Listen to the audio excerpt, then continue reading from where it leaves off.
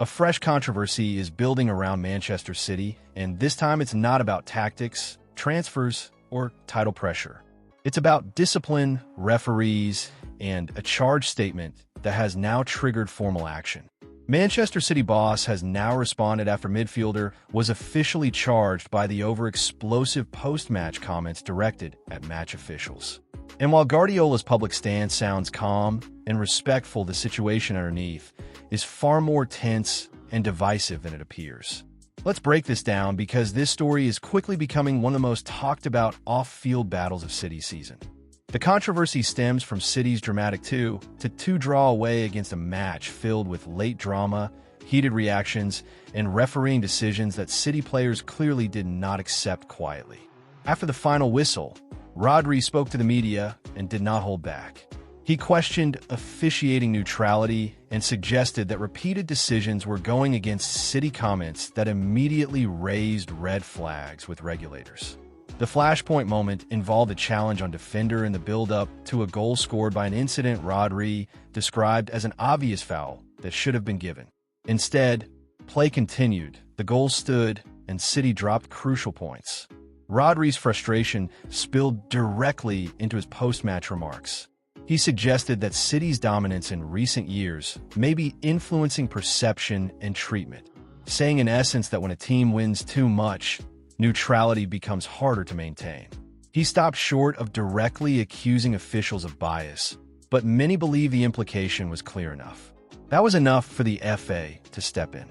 The governing body alleges that Rodri's words called into question the neutrality and integrity of match officials, a serious matter under conduct regulations. He now faces a formal disciplinary process, with possible outcomes ranging from fine to a suspension, depending on the ruling. He has been given a deadline to respond. What makes this especially interesting is the timing. City are right in the middle of a title chase. They've cut the gap at the top of the table to just 4 points behind, and are building strong domestic momentum. Performances are improving. Results are stacking up. Confidence is rising. Yet instead of headlines focusing purely on football, attention has now shifted toward officiating politics and disciplinary threats. When Guardiola was asked directly about the charge after City's FA Cup win, his response was measured but also revealing. He said he had no inside information yet and emphasized that the club would respect whatever decision the FA makes. He stressed acceptance of authority and repeated that City will follow whatever ruling is handed down. On the surface, it sounded diplomatic and controlled. But critics argue this is classic Guardiola pressure management, keeping the club publicly compliant while privately frustrated. Supporters, meanwhile, are split. Some believe Rodri said what many players are afraid to say.